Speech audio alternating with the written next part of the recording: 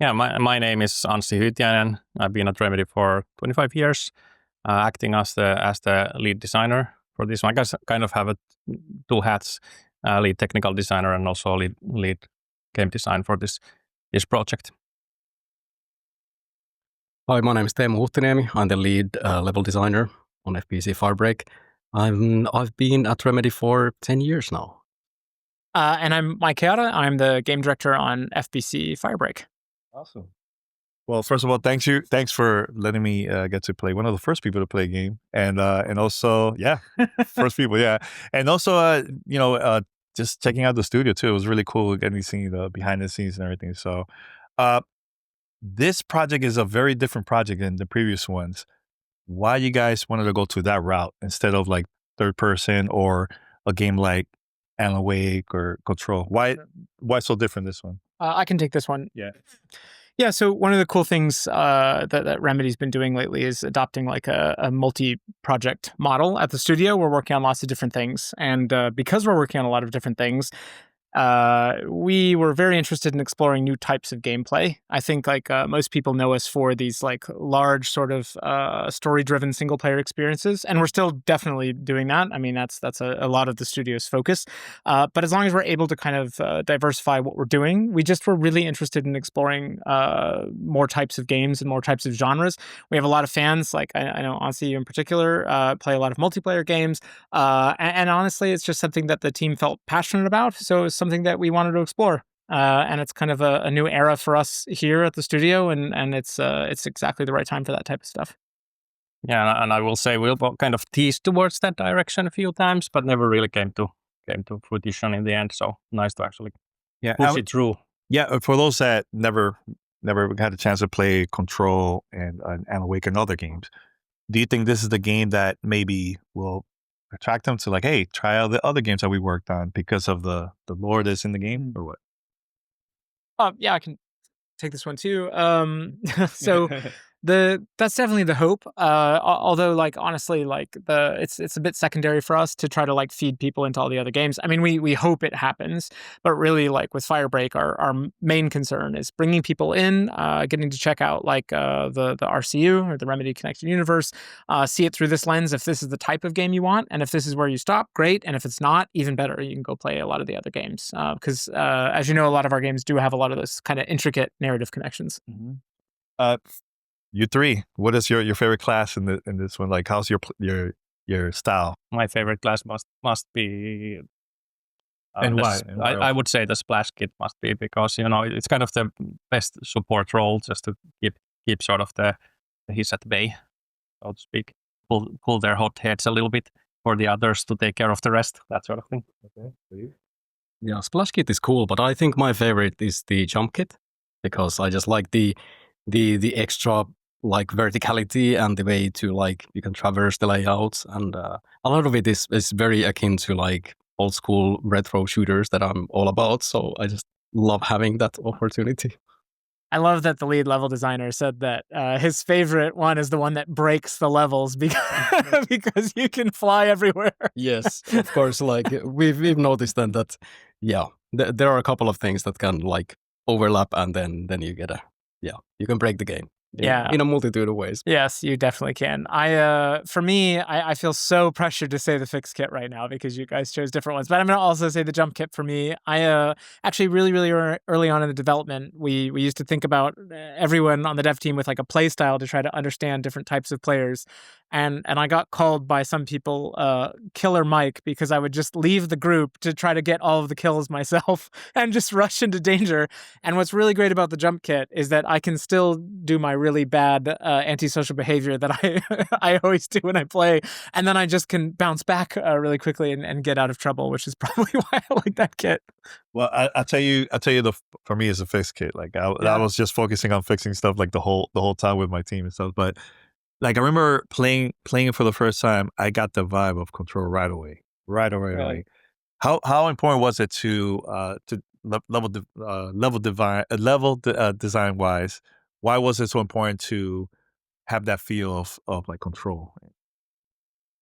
Well, obviously, like it was very important since we're taking place in the same universe, and a lot of the good groundwork was already laid out in Control. So we kind of used that as a starting point, and then we've been like building on top of that. But it was very, very exciting to come back to the oldest house. Like I've been involved in other projects in between, and it felt like coming home, really, in many ways. Yeah. And being able to kind of like see the familiar biomes from Control from a new perspective, the perspective of the Firebreakers is really exciting. What was it? Oh, go ahead. Yeah, I think something that's really interesting also, it was interesting for me that we would have explored literally going to the same places in the first person view, because it gives you like a, even though it's the same place, it's different, it's so very different. That never happened really, maybe it'll happen at some point, but like visiting some actually the same area. Yeah. Was it a plan always first person? You guys try it out as a third person? Because I'm so used to playing your games as a third person view. Was it like that at first or not really? I can take this one. No, it's always first person. One of the things was, I guess early on, one of the you guys are like, well, I don't know. Actually, like one of the first things that ever happened on the game was somebody internally modded Control into first person, and then literally played another level designer actually literally played all of Control in first person and was like, this is cool. So one of the main things was we knew, well, okay, we thought we were going to be doing what Anssi was talking about and returning to some of the exact same spaces. And we were like, yeah, but like, how do we make that more exciting for people? And the first person perspective was yeah, it radically changes the way that you see the world and you experience it. And so, yeah, that's exactly how we started. Now, hilariously, we ended up realizing for a variety of reasons, most of them to do with the perspective shift, that the levels from Control in no way, shape, or form actually work for this type of game. And so everything ended up being fully rebuilt anyway, but we kept the perspective the whole time. So each job has 3 zones. I remember playing the first one, and then we went back to do the second one. And I was like, wait a minute, did we miss this? But then I realized you open that up every time you go back. So it gets harder and harder each zone, right? So every other zones are always going to be a boss in the third one, or it's just certain areas in the game. Yeah, I could take this one. So the deeper that you go in through zones, like things get more complex and challenging. And I guess you could kind of read that as difficulty. It's like part of the difficulty, but actually difficulty is like a separate slider that kind of affects all of the zones. So a lot of what we try to think about is kind of like that first zone is sort of the outside of the crisis. The second zone is like the heavy version of the crisis. And then we try to think of like zone 3 as like the weirdest or most complex version of the crisis. Mm-hmm. In terms of bosses, it's interesting because we've obviously showed like Sticky Ricky in some of our trailers, like big sticky note guy at the end. And he does feel like a boss. But actually for us, we didn't really start saying, oh, let's make a boss. We were like, what's the weirdest version of this crisis? So all of the jobs in the game, like it's kind of a gray area if you would consider them to be bosses or not. Like some are very clearly not bosses, but some of them absolutely ride the line. And I would say like Sticky Ricky is the closest into what most people might call a boss, but it should always be the most interesting version of the challenge. Yeah. Why? I know we talked about this before the interview. I know you talked about story-wise, it's not as deep as the other games. Why that decision? And I know people are used to seeing stories from you guys, the fans, from Remedy fans. So why the decision for this one is going to be like low compared to the other games?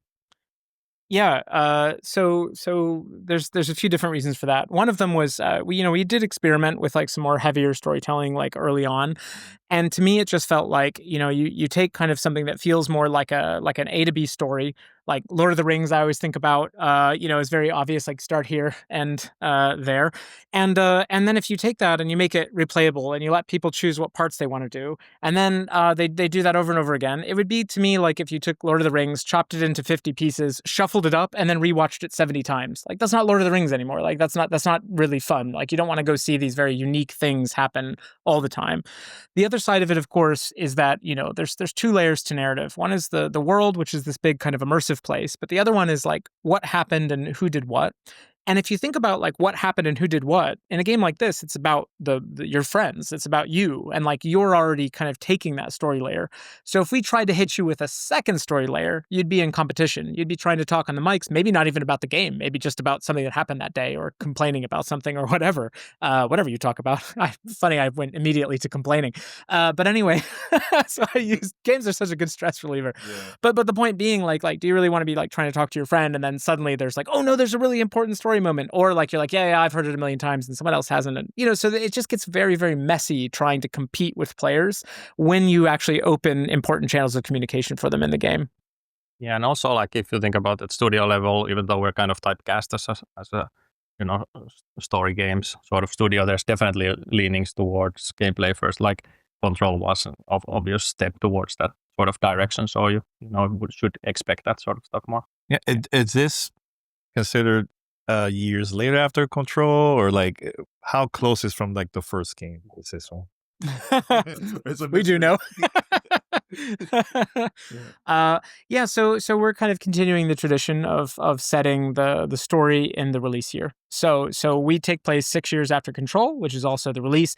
Of course, for us, this question gets thorny and muddy over time. Obviously, like we hope people are still playing and having fun with this in 10 years, but that might get kind of funky for a variety of reasons. So the way that we think about it is that this is the story of what was going on with the oldest house in this year, in 2025. And then, if people are still playing this 100 years from now, which definitely they will be, because of course, it would still be 2025. So we're getting the collected kind of stories of Firebreak during this moment inside of the history of and lore of Control. I know there was a loading screen that looked like it was like a document. I know people are going to be pausing it or taking screenshots, and you know how people are. They're going to be investigating. Are we going to get to see like more stuff like that, where I don't know, like little Easter eggs here and there, like people will have fun to connect it with like the other games? Are we going to get to see stuff like that? Because that was something that I really love about the other games that you guys worked on. Well,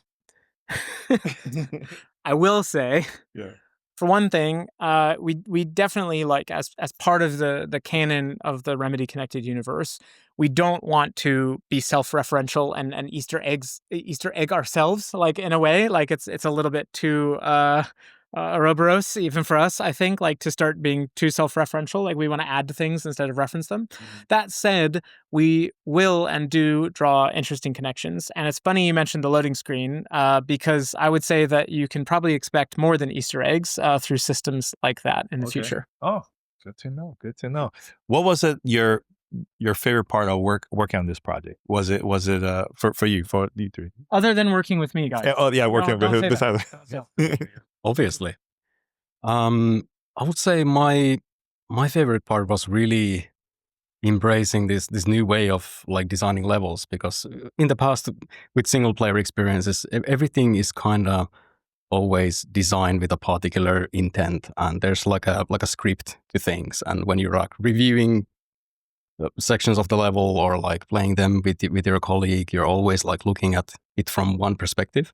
But FBC Firebreak brought in like 3 perspectives. So when you're designing things, you could like hop on the level and you're kind of like designing it on the go. So that was really, really, really exciting to kind of have that approach to the design work. And of course, obviously, like revisiting the oldest house, as I said, that was like, really great place to be. Yeah, for me, the favorite part of every game project must be towards the end, when everything's starting to be clear enough. Everyone like understands the game, and there's not a lot of question marks. Everything's not like open parameters. You keep thinking like, okay, how am I supposed to design this? Because I don't know A, B, and C, and D might be F. So, but towards the end, everything just starts to come together really, really fast. And when pieces start to kind of lock together and things start to just work, that's always the best part. Yeah, I think for me, it's been, we're a smaller team at the company. I feel like, and we're doing something that's so new. We're doing something that's new for the world as they experience Remedy games, but you got to remember it's new for us every single day. So I definitely have kind of felt like even at the company when we started, some people kind of saying like, what are we doing? What are those people doing upstairs? Like what's going on up there? And then like watching some of that totally deserved skepticism start to kind of slowly like fade as the game kind of got to take shape, and taking what was started as such a tiny little group of people and really like pull people in and changing from like going and saying, oh, hey, we really need this type of person, that person, to people actually like coming and saying like, hey, like I saw you guys playing this. Can I join the team? Can I be part of it? And watching that excitement build inside of this studio for years has been so great. And I really hope that we can kind of experience that again with players as well as they get onboarded. Yeah, I know I played with two other people that we just met for the first time or anything. And at first we were trying to figure things out with the game. But once we figured it out, I felt like communication is very, very important in this game, right? So like for those that play this game for the first time, they probably don't have friends online like that, right? Yeah. And sometimes there's games where people just don't talk. What is like the easiest way for everybody to work together and have that some type of communication without voice besides the ping? Is there anything else where that helps out too? Because it could get really challenging if there's no communication in this one. Yeah, so we've tried to come at it a few different ways. I mean, I myself am a super antisocial grump who turns off the mics when I play games, as I kind of referenced earlier as well. I've heard too many 12-year-olds singing Britney Spears at me and at my age. Anyway, so there's a couple different things that we hope to do. Obviously, we have like pings and voice wheel stuff, etc. One of the other things about the design has been that we've really wanted to make sure that like ultimately, once you understand what the controls are and what you're doing, everything that everybody does kind of organically feeds into progress. So even if you are struggling with communication with all the tools that you have and so forth, hopefully all that momentum is still kind of carrying forward, and you don't get into these like horrible situations where nobody has any idea what's going on and you're trying to all jointly solve some kind of puzzle in a different way, etc. So we try to avoid that. The other side of things is that like the jobs themselves are super customizable. We have kind of three different levers that you can pull. One is called threat, which is basically the combat intensity. One is called corruption, which changes like randomization and the appearance of what we call corrupted items. And then the other one is the clearance level, which is kind of how deep and how long the session is. So we're also hoping that, depending on what you're looking for, whether it's a 5-minute experience or like a really hardcore, like super difficult, I really want to coordinate run, there is a way to kind of shape it for yourself for the time that you have. How much content we're going to get to see for like the main base game? Because people are pretty good with completing all this stuff like very quick. And when are we going to get to see like just more content in the future? Is it like a long wait? Well, I guess I should take this one. So it's a really difficult thing to say outside of context, just because, like a mission or an act or a campaign or a job or a mode in games, they mean everything. And so, and no number is ever big enough and so forth and so on. But I can tell you, like, what we're going to do is we're going to launch with 5 jobs. And those jobs each have 3 clearances, which determines how deep you go in. And then all of those will of course, also have all the difficulty settings, and then all these kind of randomization and modification settings.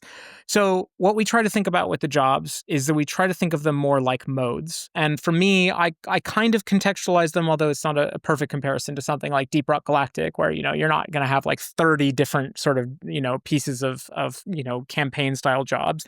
And so we hope that this is enough to kind of bring people in and give them a strong, varied experience. Now, we also know that it's not enough because it is never enough.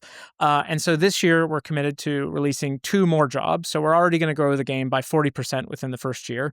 And then we're going to kind of see where the community's at, what they're looking for, and how they think that we can bring additional replayability into the game for them. And then we're going to spend next year providing that back to the community.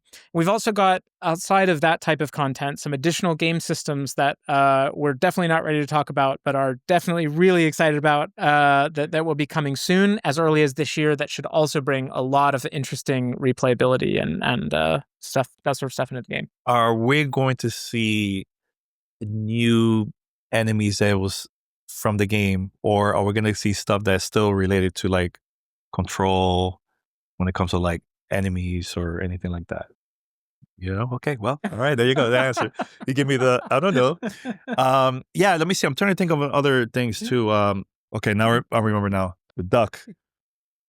It was so random. Like, I don't know what was the purpose of that because we couldn't figure it out because we were like on a rush to complete the job. What you could tell us about that and other random stuff that will pop up in the game? Like, it will pop in maybe like in one job or two, I mean, right? Like, if you figure it out, tell us. It keeps popping up. I don't know. No one knows. Yeah, yeah. It comes up. yeah. No, but I'm saying, what is it? Is that like an optional thing, or is it something Yeah, you do you want have to talk to? about corrupted items? Yeah. So it is indeed optional. So these are sort of mission modifiers type of deals. I would say also going maybe back to the previous point, a lot of the longevity comes really from systemic things, and the game experience is very much about also building your loadout. So it's not that you do the job; it is that you're building up yourself. And then the corrupted items are just one of many things that may happen on the job. So these are the concept also from or modified concept a little bit from Control, where you have altered items, and these are his corrupted altered items. So you will get basically sometimes funny things, sometimes terrible things happening in the job. Sometimes it's strangely cold. Sometimes gravity doesn't really work as you expect. Yeah. And also, what you could tell us about like the ultimate? I unlocked mine, so it was really good. I think it was like with the pig. I think Yeah, it the was. piggy Yeah, bank. right. So that helped me. It helped me a lot during the matches. What other type of ultimates we get to see? Is that the only one we get to see from like each class, or? I can take this one. So basically, what we tried to do was when we have crisis kits, right, which is kind of like class, but it's more like a customizable loadout, and each of those loadouts that you have is tied to a specific equipment set. So when you pick a crisis kit, it's not really about trying to kind of like customize an item and a tool and device. Those are kind of set for you because they're like a package of things that go together. So for example, we have the wrench, which is part of the fix kit, and this attaches to the piggy bank, which is an altered item that sort of screws onto the top of the wrench. So you can't kind of take that piggy bank, which was sort of designed as a tool augment for the wrench and put it elsewhere. So right now, those augments, the devices that go with the tools, and the tools are sort of like a set package. And we have 3 of those. And then from those loadouts, you can then customize the type of grenade that you want, the type of gun you want, and then also your perk loadout. We haven't shown a lot of that so far inside of the preview. We're actually in the middle of kind of fixing up some things as we get the game ready for launch. But then you'll also be able to really, really customize the way that those things function and how you interact with the game world per loadout as well. What are the benefits on playing this on a harder difficulty? Is it more money, more stuff that easy to unlock because of it? And also enemy, are they just like harder, or is it more of like they have more health? Like how difficulty is going to change? Yeah, so basically the one design philosophy here has been that if you want to play it on easy, you can experience the whole game at easy. So, in terms of which types of enemies you run into and so forth, it's going to be always the same. There's going to be more of them, but we don't like scale the way they act, so there's no more health or things like that. So it's just that there's more of it. So you kind of see if there's 2 guys coming, 20 guys coming, you know the difference. That was one of the design philosophies in there. And what you get from playing at harder difficulties, you will be able to collect more of the resources that let you get upgrades. And why FBC Firebreak? Why that name? Sure. Yeah. So, well, the name comes from like actual real world fire breaks, which is kind of something that you put between a fire and something that you don't want the fire to touch. And usually this is kind of like either like a piece of land that you do. Actually, there's a fire break inside of Control as well, inside of the oldest house, which kind of creates a gap that paranatural things can't cross. So for us, like Firebreak, the name was about saying like, well, what if you took that and you made it a job and you made it a person? Who is the person who basically goes up to the fire and says like, hey, no further. And so the name of Firebreak comes from that, and from going and standing in front of the crisis and stopping it from affecting the rest of the oldest house. And FBC, of course, we went back and forth, like, do we really want to go into like calling it Control something or so forth? In the end, we felt like we were distinct enough from Control, even though we're directly part of that world and that canon. Is that like we really, because this is such a different experience, like we imagine a lot of different players will be coming in, and we didn't want people to feel as though, oh, I have to go play this like third-person single-player exploratory experience, as great as it is, in order to enjoy this first-person shooter cooperative game, which is very, very, very different. But we still wanted to make sure that people understood this is the same world, this is the same place. And so that's where the FBC part comes from too. We're tucking it in there. All right. What was it the most difficult part about work on this project besides being, something totally different and new for you guys? That's a good one. And I could answer this in many ways, but maybe this kind of ties into what you were saying earlier, Anssi. It's like getting all the systems in the game and having them work together and like interact in an interesting way.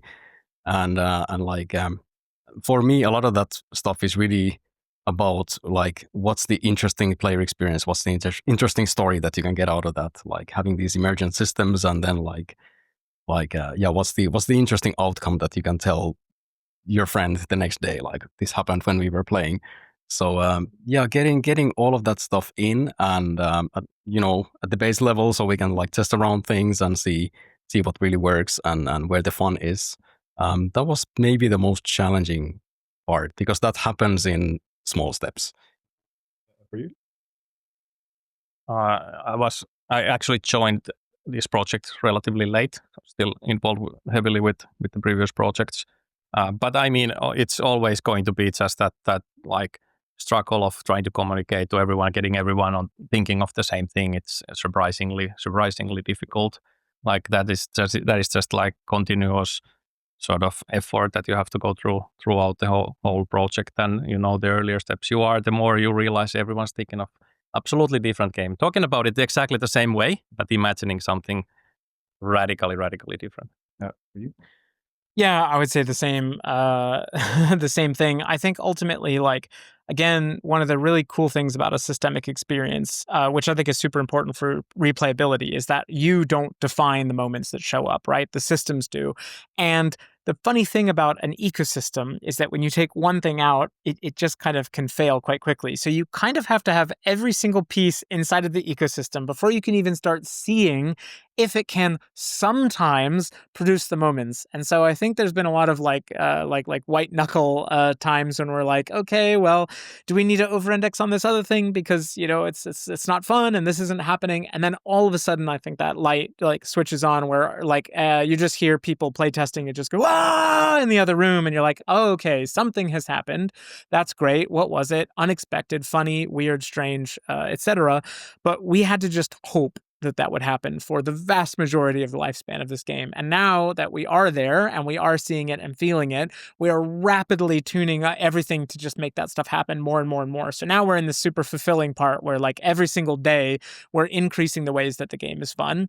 But for a long time, like people have that perception that the game is just always there and you're just making it more fun. It's like, no, the game is not there for a really long time. And then all of a sudden the game appears one day. Yeah. Was there any games similar to this, PvE, that inspired you guys and to help you work on this project? Anything like that? Yeah, well, I mean, at least at the moment when I joined, the game that the team calls the best game in the world, Helldivers 2, it's definitely been a big inspiration. I think they do very, very many things right, and there's a couple of things definitely that we picked up from there as well as an inspiration. So that would definitely be one. But there's several ones that I hear people citing. It would be Warhammers, for example. Warhammers, yeah. You know which one? It reminded me of when I was playing this, a little bit of like Left 4 Dead. Mm-hmm. Yeah, that type. Yeah, it's cool. Yeah, I just love. I had a great time playing it, and again, a totally different group of people. I've never played with them before, and we managed to finish multiple jobs. So it was really cool, and it felt really good too. Like after finishing, I was like, yeah. We were screaming at each other a lot too, like ping. We were saying a lot of like, oh, it's over here, but I didn't know from where. And after a while, I'm like, look, communication is super important. This if we want to finish this, man. So like, I think you guys did a pretty good job with just feeling the good vibes of like control and awake and everything. And I think you guys did an amazing job with this overall. Oh, yeah. I can't wait to see the reaction of everybody when they start playing it. And plus, you guys are having it on PlayStation Plus and also Game Pass. That's a lot of people that are gonna have an opportunity to play this too, right? So yeah. How important was that to have it there, for everybody else to try it out too, that are subscribing? Yeah, I think. Oh, yeah. That's a lot of people, but yeah. Yeah, and we just keep trying to make that higher. Yeah, it's it's awesome, right? Because it's right. It's like Steam, EGS. We're also gonna get Steam Deck verified, and then of course like Game Pass and PlayStation Day One. So yes, we're gonna have. I hope quite a few people checking it out and trying it. One of the big goals for this project is just to kind of show that, hey, Remedy is really good at this one thing, of course, and we're gonna keep doing that. We're gonna keep delivering on that. But hey, we can actually deliver on these other things too. So for us, this was really an exercise in like passion and creativity. And if you think about it from that perspective, one of the most important goals for us is therefore just to kind of get the game in people's hands. Because, again, like I understand, this isn't what you would expect from this studio. And I literally zero shade on anyone ever who's made a game, because I know it's very difficult and very difficult for a million reasons. But of course, there have been a lot of examples of games that have come out with all the best intentions from studios that kind of don't do it. And we've seen sometimes those things go wrong. And again, my heart goes out to those developers, because it's not easy. But the thing is that so for us, like we really want to show people like, hey, we're not a one-trick pony. We can do this. We can do other things. We understand it's our first time, so we're trying to be a little, humble and careful about it, but are also opening the gates to every single gamer who wants to try it. It feels like at the same time. So let's see how that goes. I was going to ask you about Steam Deck, because we travel a lot, so we always play our games on the Steam Deck. Is it going to be any bit different from that? And graphic wise, is that going to be like? So usually when I play a Steam Deck game, it's like a hit or miss. It will play different. Will look very bad sometimes, So like, how different is gonna be when it comes to like a Steam Deck version of the game compared to like a console PC? Anssi, do you want to take that? I don't know. Has not been on my radar yet. Why? I was Okay. looking at you. It's But okay. definitely want to make it like as much similar as possible, of course. Because it also could affect the game too when the session. when people play and one person has a device that's not compared to like the console PC, so the experience might be a little bit different. That's why I asked. Yeah, I'm also like a portable like gamer. I love the Steam Deck. I also got like a ROG Ally X. Like I pay attention as much as possible. One of the funny things, of course, is that we made the game on Northlight, which just can't help itself. It's just constantly producing pretty games. And I'm not saying this just to pump ourselves up. Actually, it's been a source of frustration for me, because I've just, for this whole game, I'm like, guys, just tone it down. Like tone it down. It's literally impossible. I don't know what the problem is. I can't get it through to anybody like that. but so now, like, the good news is that, at least in my opinion, the game looks really, really great, and now a lot of our focus is on making sure that the performance also can keep up, the networking can keep up. Obviously, like, the FPS is crazy important, and that's one of the things that can go quite quickly, especially when you're playing on a portable experience. So all I can say is, yeah, like we're working on it. Like, as Anssi says, like I can't say like, oh, here's the min specs and specifically, but I will say, like, it's on our radar to not just like, oh yeah, technically it goes, and then put it out there. We're going to be thoughtful about it. Right. Now, one more. All right, I'm gonna end it with this. You don't have to answer this one if you want to. You don't have to answer it. Speaking about devices, can we see a support like Nintendo Switch 2 support on something like this in the future or not? 'Cause I feel like I got to play it early. I got to play Cyberpunk 2077, and it looks great for that. I could see this game on that too, like personally for me, So is Yeah, it? You don't have to answer. I'll give you as best an answer as I can, an honest answer. I would love to do it. I think the Switch is awesome. I hope the Switch 2 is awesome as well. But right now we're very focused on putting it on the platforms. As we just discussed, we've got many platforms to get right. But I would say never. Really, our goal will remain to get it into as many gamers' hands as possible. So let's see. A huge group of people that never play Remedy games will definitely get opportunity for this one if you release it there. So good luck. Hopefully, fingers crossed. Thank you so much for the conversation. It was a lot of fun. Can't wait for people to try this out once it comes out. What's the official date? June 17th. June 17th. There you go. Thanks, guys. Yeah, thank you. All right.